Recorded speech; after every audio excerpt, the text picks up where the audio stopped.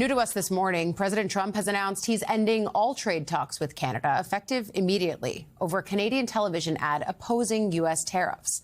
In a social media post, Trump wrote, quote, "The Ronald Reagan Foundation has just announced that Canada has fraudulently used an advertisement, which is fake, featuring Ronald Reagan speaking negatively about tariffs." The TV ad from the province of Ontario features audio from a 1987 Ronald Reagan speech in which he criticized tariffs. We should note the audio is not fake, as Trump claimed, but it was edited and rearranged. Here's a portion of that ad that has Trump so worked up. High tariffs inevitably lead to retaliation by foreign countries and the triggering of fierce trade wars. Then the worst happens. Markets shrink and collapse, businesses and industries shut down, and millions of people lose their jobs. Throughout the world, there's a growing realization that the way to prosperity for all nations is rejecting protectionist legislation and promoting fair and free competition. Now, it should hardly be a surprise that Canada has been opposed to these tariffs. That's been pretty clear since this whole trade war began. But that ad aired during an American League Championship game between the Toronto Blue Jays and the Seattle Mariners, which pulled in more than 9 million viewers. You know the president tracks viewership. Former President Reagan's foundation says it's reviewing legal options, accusing the Ontario provincial government of using selective audio and video, saying the ad misrepresents Reagan's address and that Ontario's government did not seek nor receive permission to use and edit those remarks. The Office of Canadian Prime Minister Mark Carney didn't immediately respond to requests for comment, but a spokesperson for Ontario Premier Doug Ford denied any wrongdoing in the ad campaign, telling CBC News, quote, "The commercial uses an unedited excerpt from one of President Reagan's public addresses, which is available through public domain." We're going to keep tracking that and the impact of cutting off those trade talks. But later this morning, New York Attorney General Letitia James is going to be arraigned in the U.S. District Court in Norfolk, Virginia. James, who was indicted on 2 felony charges of bank fraud and making false statements to financial institution, denies any wrongdoing. And ahead of today's hearing, the Attorney General signaled her plan to ask for her indictment to be dismissed. It came in a 2-page filing yesterday. Lawyers for James cited what they call the unlawful appointment of interim U.S. Attorney Lindsay Halligan. That's President Trump's handpicked prosecutor who brought the indictment against James as well as Comey. This follows a similar request from former FBI Director Comey, who's also moving to have his charges dismissed due to Halligan's appointment. The New York AG is also asking the court to bar the Justice Department from disclosing investigative information and case materials to the media to ensure a fair trial after Halligan's text messages with a reporter about that case became public. Those are still pretty stunning. Yesterday, prominent New Yorkers, including the New York governor, Kathy Hochul, and mayoral candidate Zohran Mamdani, rallied in support of James. At precisely 11 a.m. tomorrow morning, our duly elected Attorney General, Tish James, will walk into a courtroom not to pursue justice, as she has countless times on behalf of our great state, but to be subjected to a gross injustice, the culmination of one man's revenge tour. And that man is Donald Trump.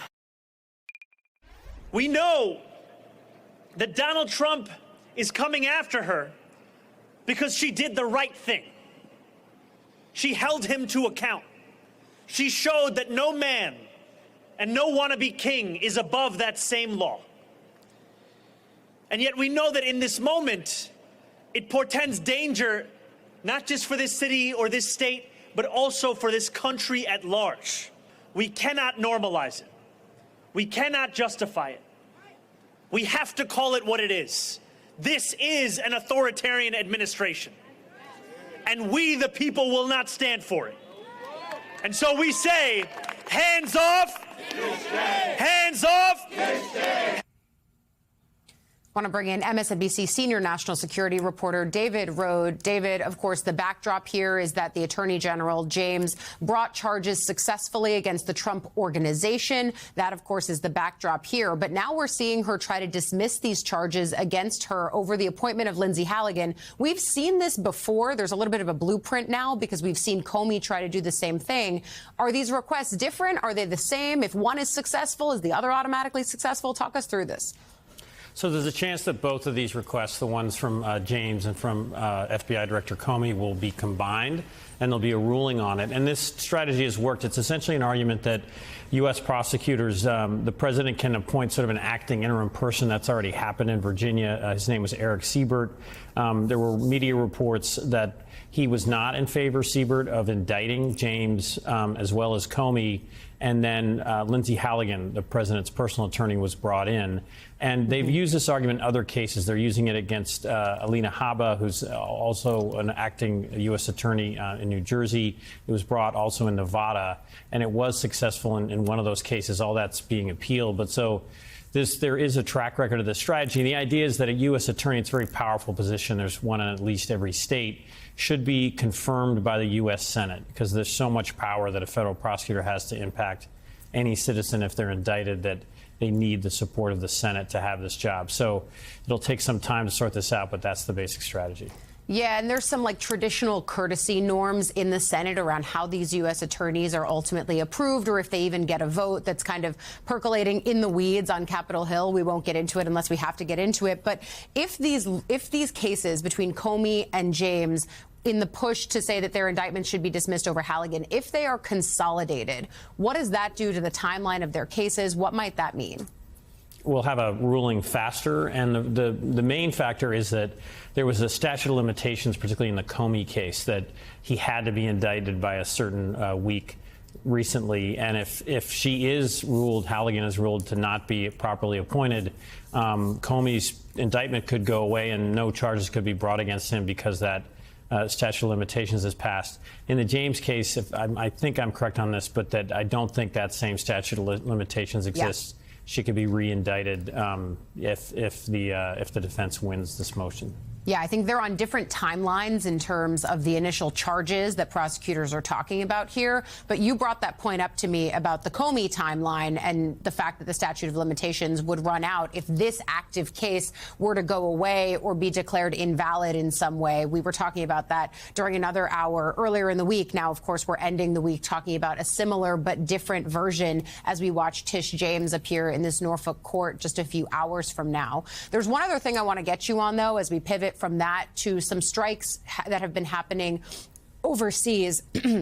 Excuse me, there's a series of deadly strikes against alleged drug-carrying vessels at sea that President Trump now says he's preparing to broaden into a campaign on land. He made that comment yesterday at the White House, directing his defense secretary, Pete Hegseth, to inform Congress about any escalation of military action on land. But he stopped short of saying that the administration would seek approval for the use of such force. Watch. So now they're coming in by land, and even the land is concerned because I told them that's going to be next. You know, the land is going to be next. And we may go to the Senate, we may go to the, Congress and tell them about it. But I can't imagine they'd have any problem with it. I think, in fact, while we're here, I think it's a good idea, Pete. You go to Congress, you tell them about it. What are they going to do? Say, gee, we don't want to stop drugs pouring in?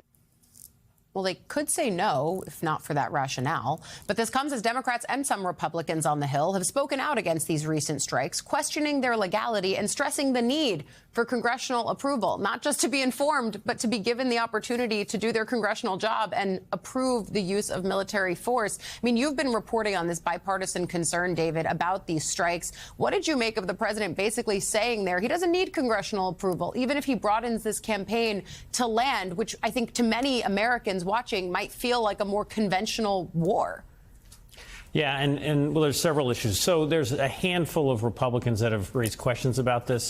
Senator Rand Paul has raised concerns, and Lisa Murkowski as well from Alaska.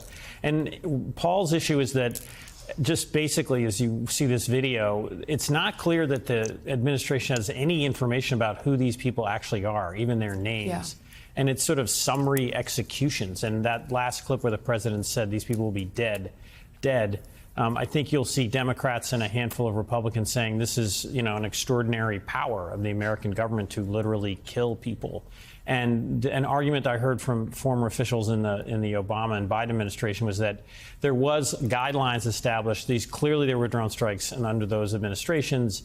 Yeah. For killing suspected terrorists, but that they were more careful about having a clear sense of who was being targeted.